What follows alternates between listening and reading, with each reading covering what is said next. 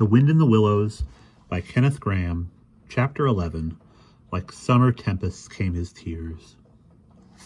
The rat put out a neat little brown paw, gripped Toad firmly by the scruff of the neck, and gave him a great hoist and a pull, and the waterlogged Toad came up slowly but surely over the edge of the hole, till at last he stood safe and sound in the hall, streaked with mud and weed to be sure, and with the water streaming off him, but happy and high-spirited as of old, now that he found himself once more in the house of a friend, and dodgings and evasions were over, and he could lay aside a disguise that was unworthy of his position and wanted such a lot of living up to.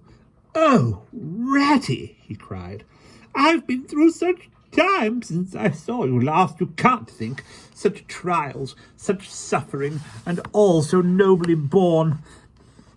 Then such escapes, such disguises and subterfuges, and all so cleverly planned and carried out. Been in prison, got out of it, of course, been thrown into a canal, swam ashore, stole a horse, sold him for a large sum of money, humbugged everybody, made them all do exactly what I wanted. Oh, I am a smart Toad, and no mistake.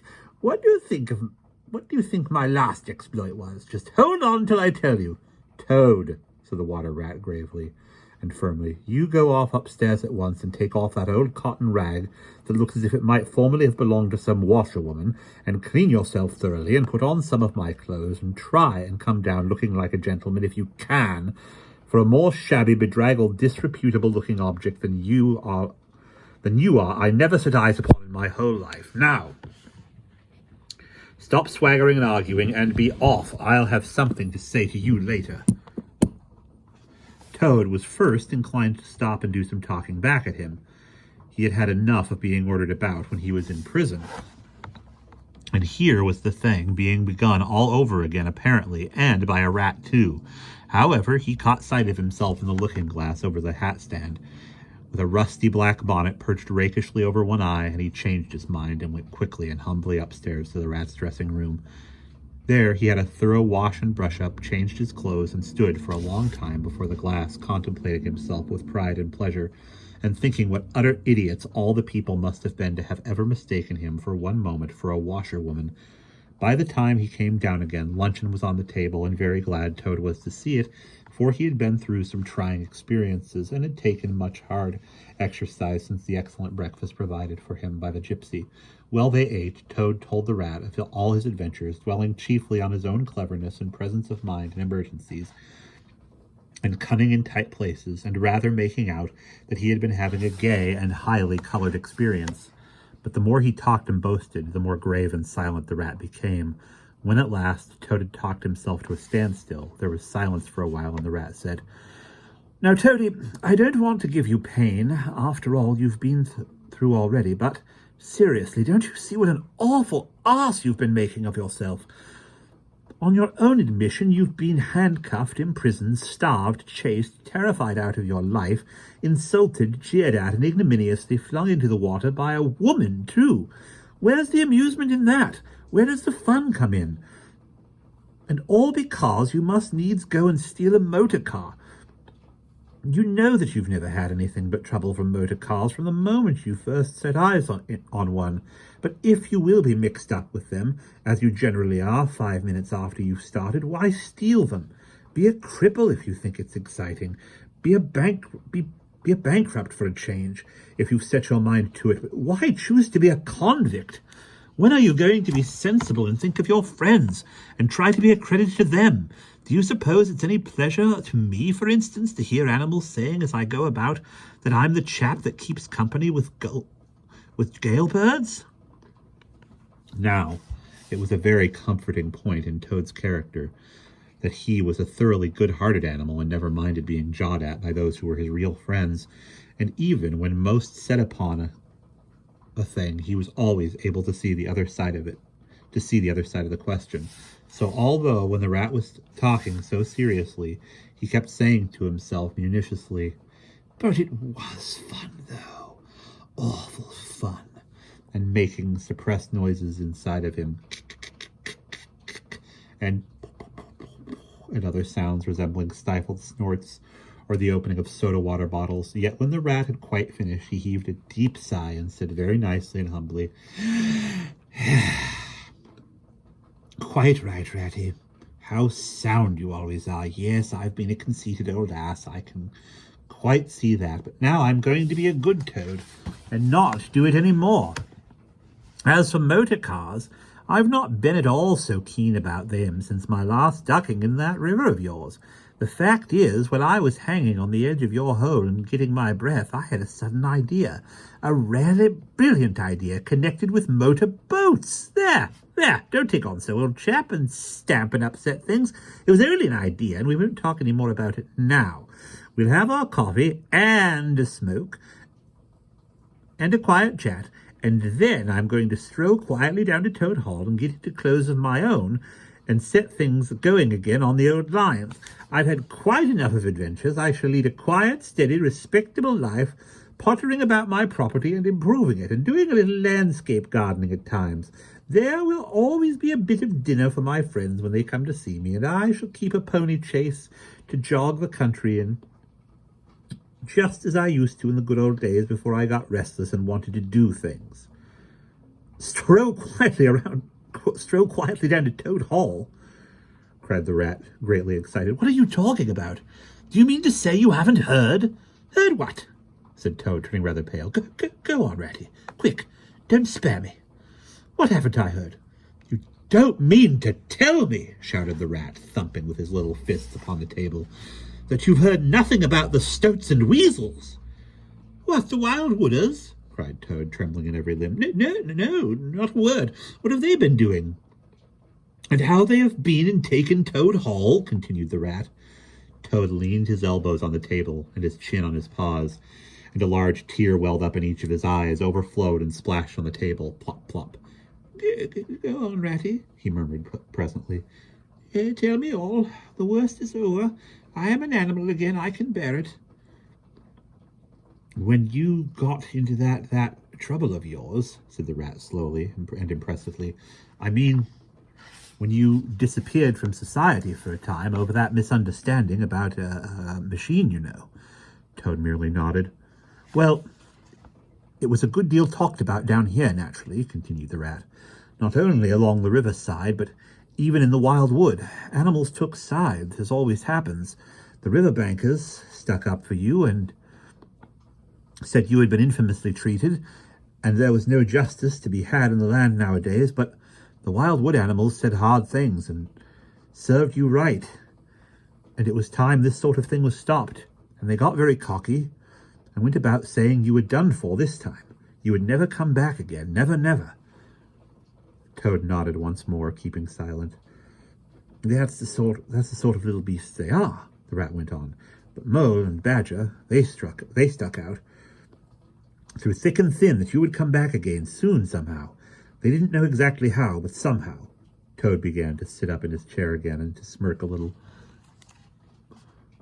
They argued from history, continued the rat. They said that no criminal laws had ever been known to prevail against cheek and plausibility such as yours, combined with the power of a long purse. So they arranged to move their things into Toad Hall and sleep there and keep it aired and have it all ready for you when you turned up. They didn't guess what was going to happen, of course. Still, they had their suspicions of the wildwood animals. Now I come to the most painful, tragic part of the story.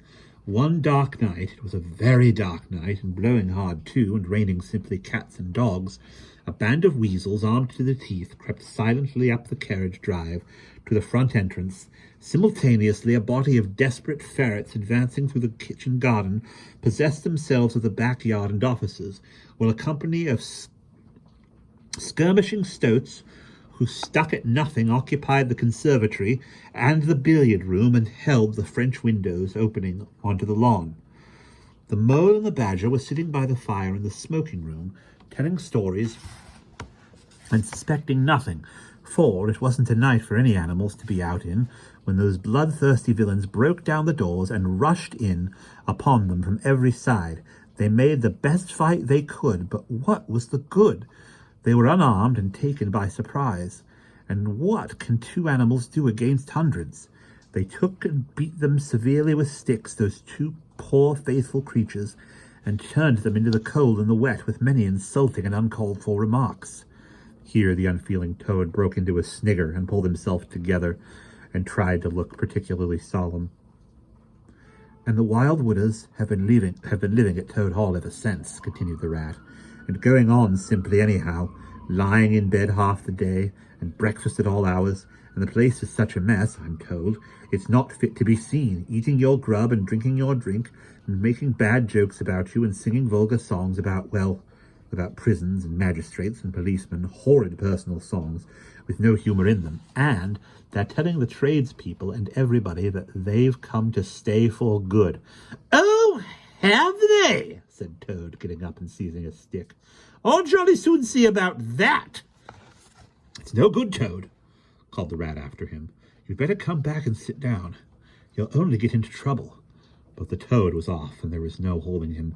He marched rapidly down the road, his stick over his shoulder, fuming and muttering to himself in his anger till he got near his front gate, when suddenly there popped up behind the palings a long yellow ferret with a gun. "Who comes there?" said the ferret sharply. "Stuff and nonsense," said Toad. "What do you mean by talking to me like that? Come out of that at once, and I'll—" The ferret never said a word, but he brought his gun up to his shoulder. Toad prudently dropped flat in the road, and bang! A bullet whistled over his head. The startled Toad scrambled to his feet and scampered off down the road as hard as he could, and as he ran he heard the ferret laughing, and other horrid thin little laughs, taking it up and carrying on the sound. He went back very crestfallen and told the water rat. "What did I tell you?" said the rat. "It's no good. They've got sentries posted, and they are all armed. You must just wait." Still, Toad was not inclined to give in all at once. So he got out the boat and set off rowing up the river where the garden front of Toad Hall came down to the waterside. Arriving within sight of his old home, he rested on his oars and surveyed the land cautiously. All seemed very peaceful and deserted and quiet. He could see the whole front of Toad Hall glowing in the evening sunshine, the pigeons settling by twos and threes along the straight line of the roof, the garden a blaze of flowers, the creek that led up to the boathouse, the little wooden bridge that crossed it, all tranquil, uninhibited, apparently waiting for his return. He would try the boathouse first, he thought. Very warily he paddled up to the mouth of the creek and was just passing under a bridge when... Crash! A great stone dropped from above, smashed through the bottom of the boat. It filled and sank, and Toad found himself struggling in deep water. Looking up, he saw two stoats leaning over the parapet of the bridge, and watching him with great glee. "You will be your head next time, Toady!" they called out to him. The indignant Toad swam to shore, while the stoats laughed and laughed, supporting each other, and laughed again till they nearly had two fits, that is, one fit each, of course.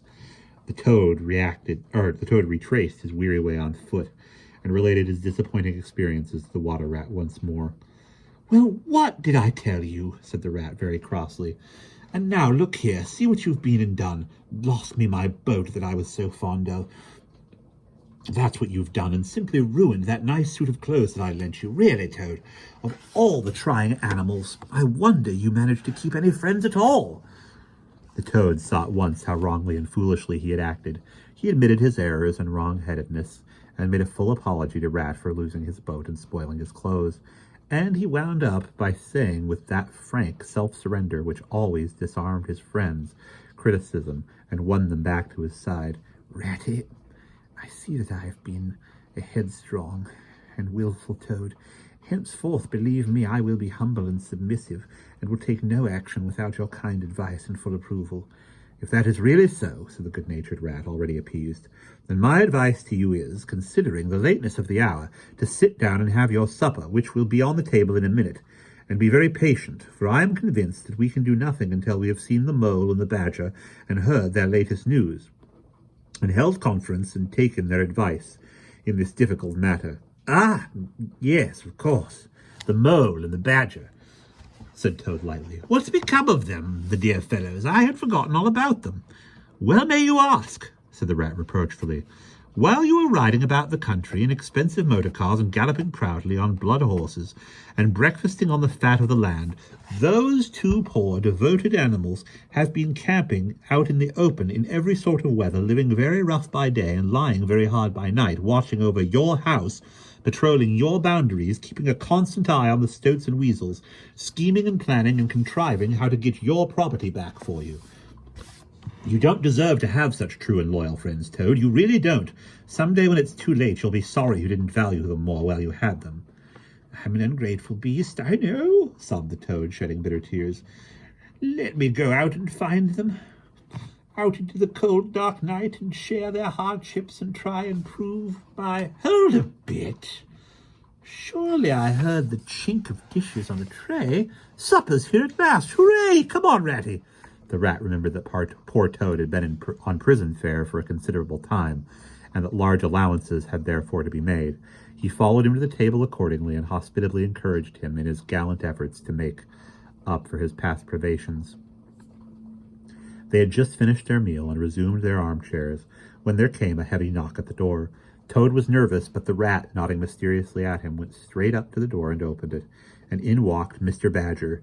He had all the appearances of one who for some nights has been kept away from home and all its little comforts and conveniences. His shoes were covered with mud, and he was looking very rough and tousled. But then, he had never been a very smart man, the Badger, at the best of times. He came solemnly up to Toad, shook him by the paw, and said, Welcome home, Toad. Alas, what am I saying? Home indeed. This is a bar homecoming, unhappy Toad. Then he turned his back on him, sat down to the table, drew his chair up, and helped himself to a large slice of cold pie. Toad was quite alarmed at this very serious and portentous style of greeting, but the rat whispered to him, Never mind, don't take any notice, and don't say anything to him just yet. He's always rather low and despondent when he's wanting his victuals. In half an hour's time he'll be quite a different animal. So they waited in silence, and presently there came another and lighter knock. The rat, with a nod to Toad, went to the door and ushered in the mole, very shabby and unwashed, with bits of hay and straw sticking to it in his fur. Hooray! Here's old Toad! Cried the mole, his face beaming. Fancy you being back again. He began to dance round him. We never dreamt you would turn up so soon. Why, you must have managed to escape, you clever, ingenious, intelligent Toad. The rat, alarmed, pulled him by the elbow. But it was too late. Toad was puffing and swelling already. Clever? Oh, no, he said. I'm not really clever, according to my friends. I've only broken out of the strongest prison in England, that's all, and captured a railway train and escaped on it, that's all, and disguised myself and gone about the country, humbugging everybody, that's all. Oh, no, I'm a stupid ass, I am. I'll tell you one or two of my little adventures, Mole, and you shall judge for yourself. Well, said the mole, moving toward the supper table. Supposing you talk while I eat. Not a bite since breakfast. Oh, my. Oh, my. And he sat down and helped himself liberally to cold beef and pickles. Toad straddled on the hearth rug, thrust his paw into his trouser pocket, pulled out a handful of silver. Look at that, he cried, displaying it. That's not so bad, is it, for a few minutes' work? And how do you think I done it, Mole? Horse thieving, that's how I done it. Go on, Toad, said the mole, immensely interested. Toad, do be quiet, please, said the rat. And don't egg him on, Mole, when you know what he is, but please tell us as soon as possible what the position is, what's best to be done now that Toad is back at last.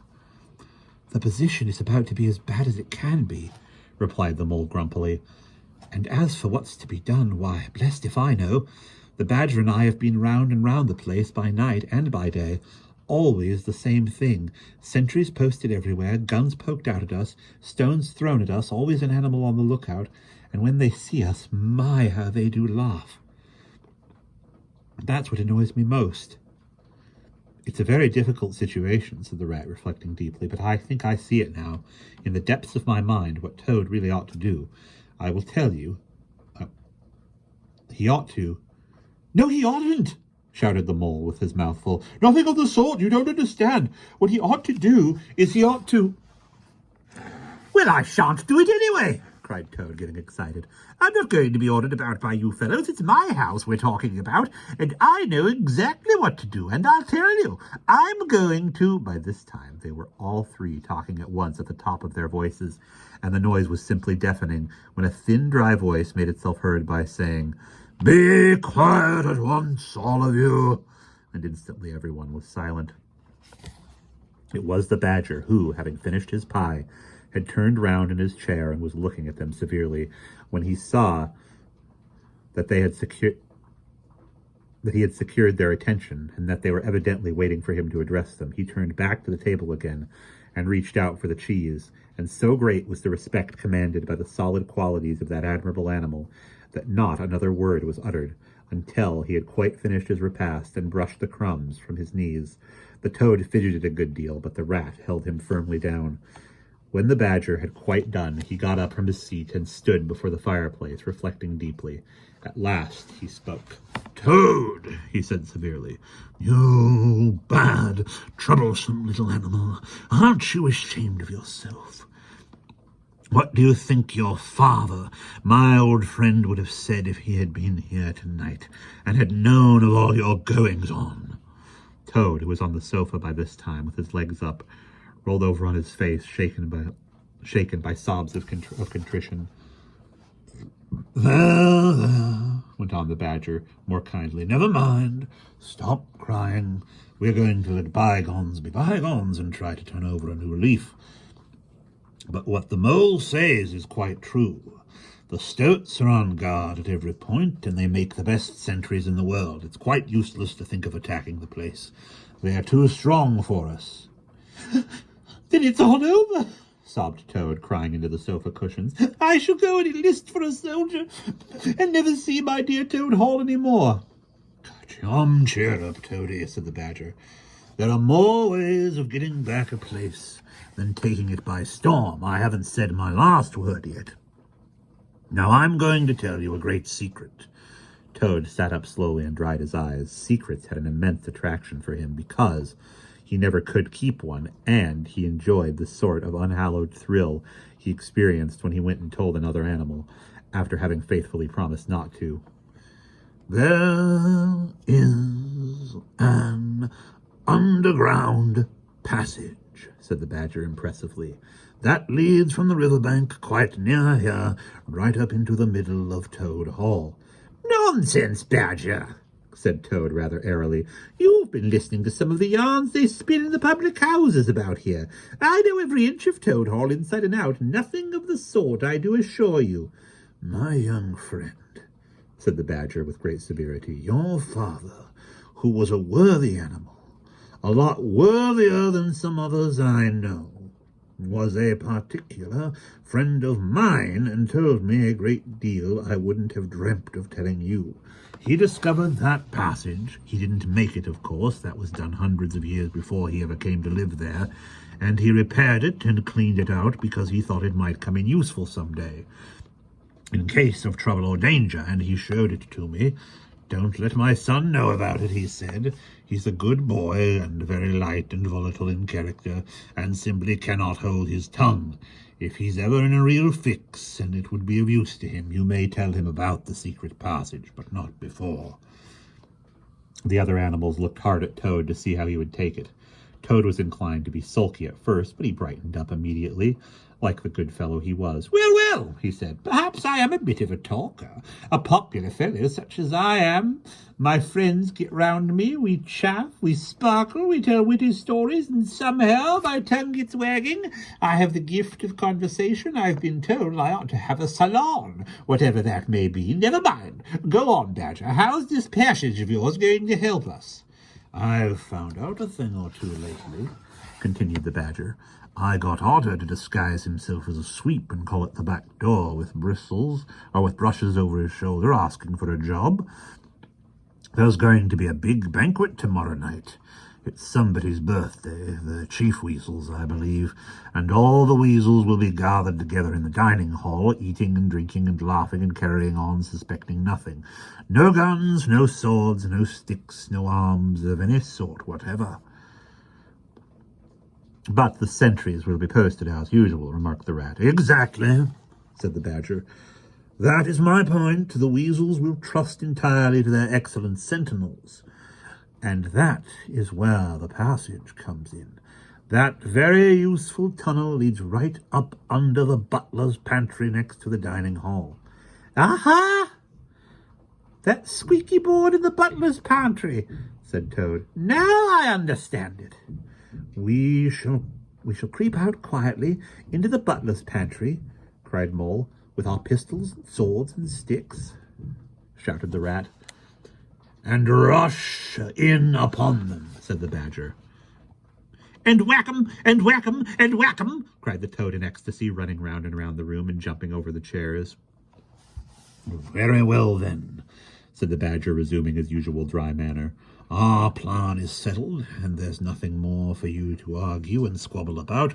So, as it's getting very late, all of you go right off to bed at once. We will make all the necessary arrangements in the course of the morning tomorrow." Toad, of course, went off to bed dutifully with the rest. He knew better than to refuse, though he was feeling much too excited to sleep. But he had had a long day with many events crowded into it, and sheets and blankets were very friendly and comforting things after plain straw, and not too much of it spread on the stone floor in a draughty cell, and his head had not been many seconds on his pillow before he was snoring happily. Naturally, he dreamt a good deal, about roads that ran away from him just when he wanted them, and canals that chased him and caught him, and a barge that sailed into the banqueting hall with the week's washing, just as he was giving a dinner party, and he was alone in the secret passage, pushing onwards. But it twisted and turned round and shook itself and sat up on its end, yet somehow, at the last, he found himself back in Toad Hall, safe and triumphant, with all his friends gathered round about him, earnestly assuring him that he really was a clever toad. He slept till a late hour next morning, and by the time he had got down, he found that the other animals had finished their breakfast some time before. The Mole had slipped off somewhere by himself without telling anyone where he was going to. The Badger sat in the armchair reading the paper and not concerning himself in the slightest about what was going to happen that very evening. The Rat, on the other hand, was running round the room busily, with his arms full of weapons of every kind, distributing them into 4 little heaps on the floor, and saying excitedly under his breath as he ran, "Here's a sword for the Rat. Here's a sword for the Mole. Here's a sword for the Toad.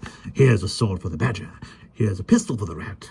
Here's a pistol for the Mole. Here's a pistol for the Toad. Here's a pistol for the Badger." And so on, in a regular, rhythmical way, while the 4 little heaps gradually grew and grew. "That's all very well, Rat," said the Badger presently, looking at the busy little animal over the edge of his newspaper. "I'm not blaming you, but just let us get past the stoats with those detestable guns of theirs, and I assure you we shan't want any swords or pistols. We 4, with our sticks, once we're inside of the dining hall. We shall clear the floor of the lot of them in 5 minutes. I'd have done the whole thing by myself, only I didn't want to deprive you fellows of the fun." "It's as well to be on the safe side," said the Rat reflectively, polishing a pistol barrel in his sleeve and looking along it. The Toad, having finished his breakfast, picked up a stout stick and swung it vigorously, belaboring imaginary animals. "I'll learn them to steal my house," he cried. "I'll learn 'em. I'll learn 'em." "Don't say learn 'em, Toad," said the Rat, greatly shocked. "It's not good English." "What are you always nagging at Toad for?" inquired the Badger rather peevishly. "What's the matter with his English? It's the same what I use myself, and it's good enough for me. It ought to be good enough for you." "I'm very sorry," said the Rat humbly. "Only I think it ought to be teach 'em, not learn 'em." "But we don't want to teach 'em," replied the Badger. "We want to learn 'em, learn 'em, learn 'em, and what's more, we're going to do it too." "Oh, very well, have it your own way," said the Rat. He was getting rather muddled about it himself, and presently he retired into a corner where he could be heard muttering, "Learn 'em, teach 'em, learn 'em," till the Badger told him rather sharply to leave off. Presently the Mole came tumbling into the room, evidently very pleased with himself. "I've been having such fun," he began at once. "I've been getting a rise out of the stoats." "I hope you've been very careful, Mole," said the Rat anxiously. "I should hope so too," said the mole confidently. "I got the idea when I went into the kitchen to see about Toad's breakfast being kept hot for him. I found that old washerwoman dress that he came home in yesterday, hanging on a towel horse before the fire, so I put it on, and the bonnet as well, and the shawl, and off I went to Toad Hall as bold as you please. The sentries were on the lookout, of course, with their guns and their hookums there, and all the rest of their nonsense. 'Good morning, gentlemen,' says I, very respectful. 'Want any washing done today?' They looked at me very proud and stiff and haughty and said, 'Go away, washerwoman. We don't do any washing on duty.' 'Or any other time?' says I. 'Ho, ho, ho! Wasn't I funny, Toad?' 'Poor frivolous animal,' said Toad very loftily. The fact is, he felt exceedingly jealous of the mole for what he had just done. It was exactly what he would have liked to have done himself if only he had thought of it first, and hadn't gone and overslept himself. "Some of the stoats turned quite pink," continued the mole, "and the sergeant in charge, he said to me very short, he said, 'Now run away, my good woman, run away, don't keep my men idling and talking on their posts, run away.' 'Run away,' says I. 'It won't be me that'll be running away in a very short time from now.' 'Oh, moly, how could you?' said the rat, dismayed. The badger laid down his paper. "I could see them pricking up their ears and looking at each other," went on the mole, "and the sergeant said to them, 'Never mind her, she doesn't know what she's talking about.'" "Oh, don't I?" said I. "Well, let me tell you, my daughter, she washes for Mr. Badger, and that'll show you whether I know what I'm talking about, and you'll know pretty soon, too. 100 bloodthirsty badgers armed with rifles are going to attack Toad Hall this very night by way of the paddock. 6 boatloads of rats with pistols and cutlasses will come up the river and effect a landing in the garden. Well, a picked body of toads known as the diehards or the death or glory toads will storm the orchard and carry everything before them, yelling for vengeance. There won't be much left of you to wash by the time they've done with you, unless you clear out while you have the chance.' Then I ran away, and when I was out of sight I hid, and presently I came creeping back along the ditch and took a peep at them through the hedge. They were all as nervous and flustered as could be, running all ways at once and falling over each other, and every one giving orders to everybody else and not listening, and the sergeant kept sending off parties of stoats in distant parts of the grounds, and then sending other fellows to fetch 'em back again. And I heard them saying to each other, 'That's just like the weasels. They're to stop comfortably in the banqueting hall and have a feasting and toasts and songs and all sorts of fun, while we must stay on guard in the cold and the dark, and in the end be cut to pieces by bloodthirsty badgers.'" "Oh, you silly ass, Mole," cried Toad. "You've been and spoilt everything." "Mole," said the badger in his dry, quiet way, "I perceive you have more sense in your little finger than some other animals have in the whole of their fat bodies. You have managed excellently, and I begin to have great hopes of you. Good Mole, clever Mole." The toad was simply wild with jealousy, more especially as he couldn't make out for the life of him what the mole had done that was so particularly clever, but fortunately for him, before he could show temper or expose himself to the badger's sarcasm, the bell rang for luncheon. It was a simple but sustaining meal, bacon and broad beans, and a macaroni pudding, that when they had quite done, the badger settled himself into an armchair and said, "Well, we've got our work cut out for us tonight, and it will probably be pretty late before we're quite through with it. So I'm just going to take 40 winks while I can." And he drew a handkerchief over his face, and was soon snoring.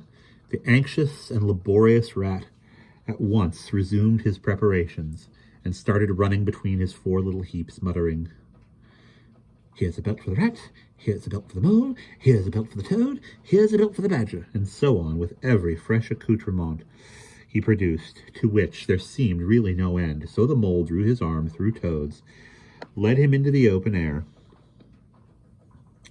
shoved him into a wicker chair, and made him tell him all his adventures from beginning to end, which Toad was only too willing to do. The mole was a good listener, and Toad, with no one to check his statements or to criticize in an unfriendly spirit, rather let himself go. Indeed, much that he related belonged more properly to the category of what might have happened if I only thought of it in time instead of 10 minutes afterwards. Those are always the best and raciest adventures, and why should they not be truly ours, as much as the somewhat inadequate things that really come off? And that's the end of chapter 11.